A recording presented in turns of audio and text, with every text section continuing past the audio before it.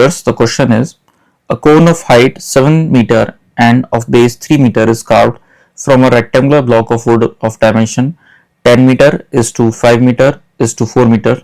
The percentage of volume of the block left out is option A 67%, option B 66%, option C 34% और option D 33%। तो यहाँ कहा गया है कि एक रेक्टेंगुलर वुडन ब्लॉक में से कट करके कोन को बनाया गया है, तो जो रिमेनिंग या लेफ्ट आउट जो ब्लॉक है वो कितना परसेंट बचा है। तो हम यहाँ पे सबसे पहले वॉल्यूम निकाल लेते हैं, वॉल्यूम ऑफ द कोन निकाल लेते हैं। So volume of the cone ये बराबर होता है इसका formula 1/3 pi r square h. So 1/3 pi r square, r यहाँ पे दे रखा है 3, सो इसका मतलब 3 स्क्वायर, एच एच दे रखा है यहाँ 7, पाई की रेस्पेक्टिव जो वैल्यू होती है 22/7 वो हम पुट कर देते हैं 1/3 इंटू 22/7 इंटू 3 स्क्वायर इंटू 7। यहाँ पे 7 से 7 कैंसिल आउट हो जाता है और 3 से 3 की एक पावर कैंसिल आउट हो जाती है, तो ये वैल्यू हमारी निकल के आती है, this value comes out to be 66।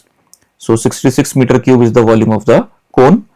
इसी तरह से अगर हम रेक्टेंगुलर ब्लॉक की बात करें तो रेक्टेंगुलर ब्लॉक का जो वॉल्यूम होगा वो होगा length into breadth into height, यानी कि 10 इंटू 5 इंटू 4, तो ये वैल्यू निकल के आती है 200 मीटर क्यूब।